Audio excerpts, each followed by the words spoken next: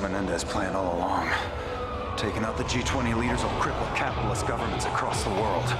Our main villain is a guy by the name of Raul Menendez, and he's a character that you actually learn about in the sort of old Cold War of the story. So as you know, it's sort of a two-part sequel. We have what happens after Black Ops 1 in the 1980s, and then we have what happens sort of in the future in 2025. So what happens in the 80s is you actually realize who this bad guy is, what sort of his motivations were, how he came to power, and how his power has grown over that time period. So now in 2025, he's really sort of created sort of this master sort of network of terrorist cells and everything else to really sort of use to his advantage. And he's using those now against the capitalist government. So the US and all the sort of major sort of supporting governments underneath that to really sort of pick and plot and bring them against each other. So the US and China sort of being plotted against each other in this sort of new Cold War.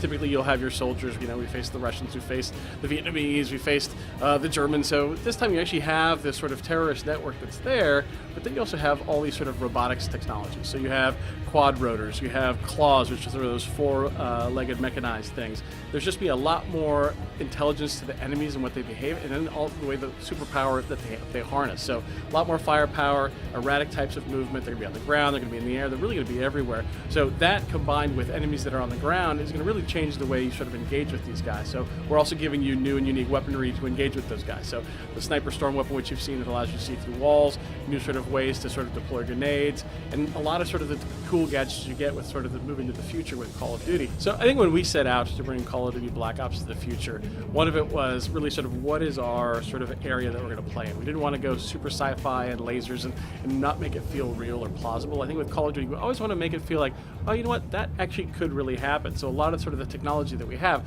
so for example, that sniper storm weapon, you know, if you go to the airport today and the TSA is going to have you go through some x-ray system, they're going to see what's on you. So make the thought and go, okay, what happens 15 years from now? Could there be a weapon that has a scope on it that is, you know, powered with energy that allows you to actually do the same thing at a wider distance? Perhaps. Technology got stronger, but we got weaker.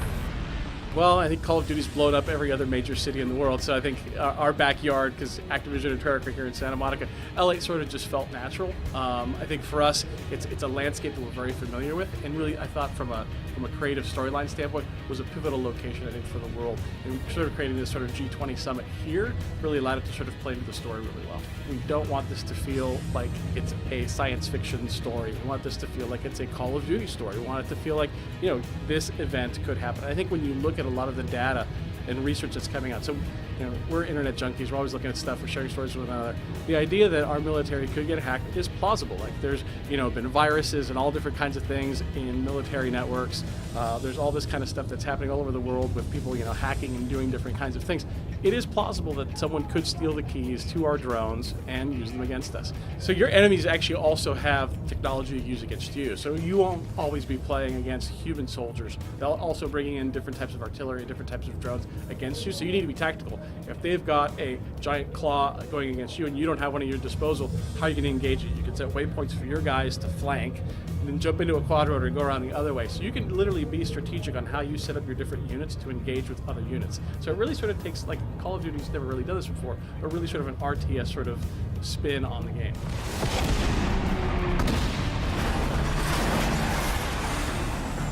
Section, this is Anderson, responding to your Mayday call. Standing by for tasking. Well, multiplayer is in and of itself its own sort of mode. So, you know, for us, we look at Call of Duty sort of being the complete package. We've got single player, we've got co-op, which is the zombie stuff, and then we've got multiplayer. I think what you can look from what we're doing in single player, definitely the sort of near future weapon technology.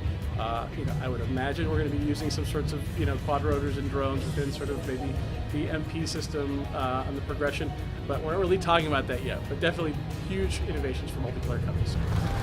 Maintaining current speeds are online. Call of Duty Black Ops 2 coming out November 13th. We've announced PC, Xbox 360, and PS3. Well, you're gonna fly one now, buddy. The flight computer should handle most of the work. I'll take the ambulance with Anderson. Stay on me and we'll try to regroup with the presidential convoy.